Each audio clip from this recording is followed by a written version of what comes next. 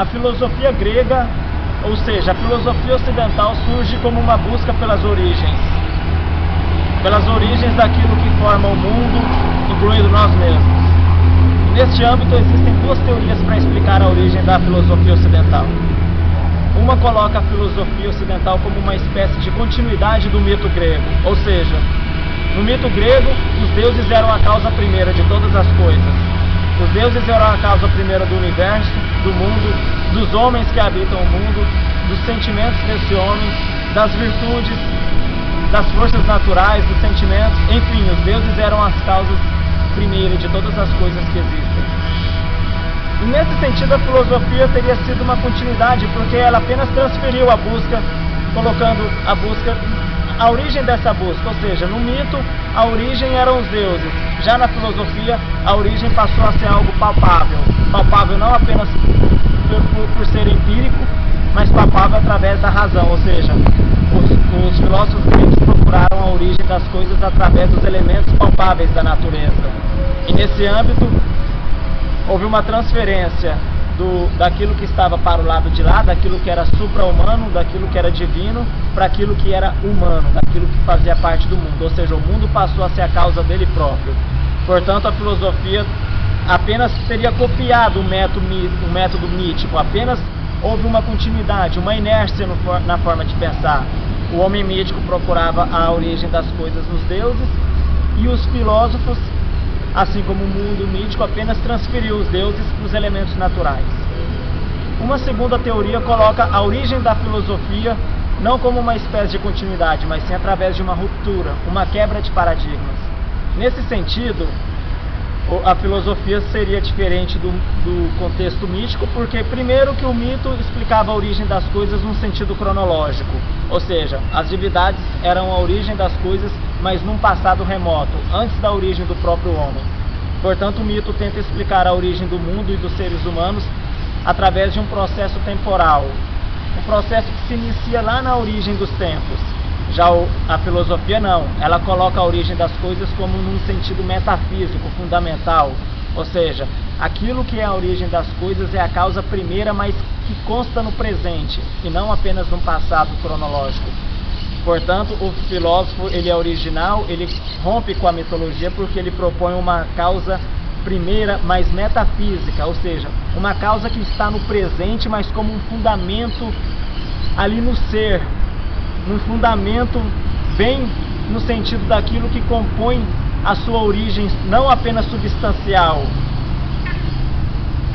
Outro sim é que essa teoria, outro sim que corrobora com essa teoria, ou seja, com a teoria de que houve uma quebra de paradigmas do pensamento filosófico com a origem do mito grego, é o fato de que, se por um lado o mito grego colocava a origem das coisas com deuses diferentes, ou seja, cada deus representava a origem de um elemento, de uma espécie de gêneros da natureza. Existiam os deuses que falavam sobre a origem do amor, do ódio, os deuses que prevaleciam sobre a origem do mal, deuses que prevaleciam sobre a origem do bem.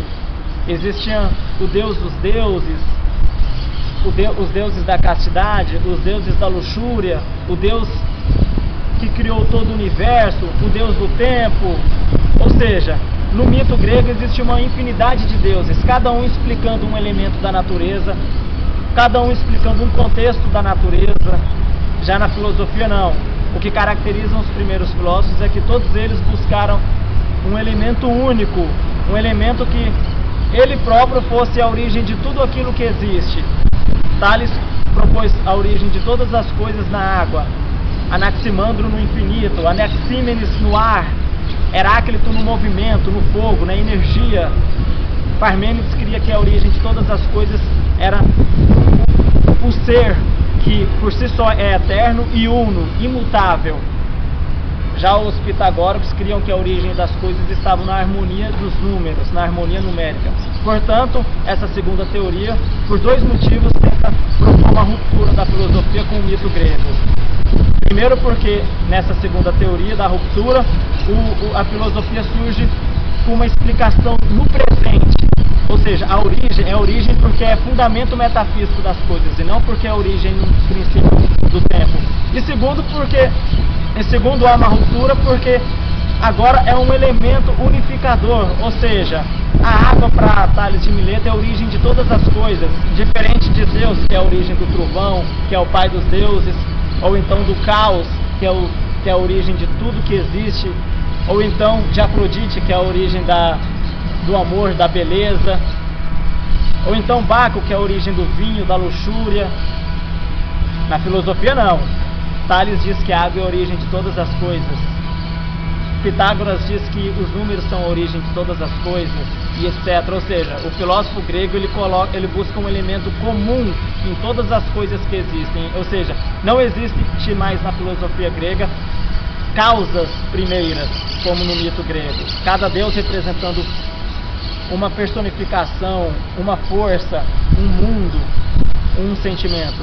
Não, na filosofia grega existe apenas uma única causa harmoniosa, que é justamente a causa da harmonia do mundo. Mas a gente fala da filosofia grega pré-socrática, ou seja, na filosofia no seu início, na sua origem. Perfeito? Portanto, esse é apenas um resumo das duas grandes teorias que tentam explicar aí a origem da nossa filosofia ocidental, que teve sua origem ali no mundo da Jônia, que se deu no Oriente Grego.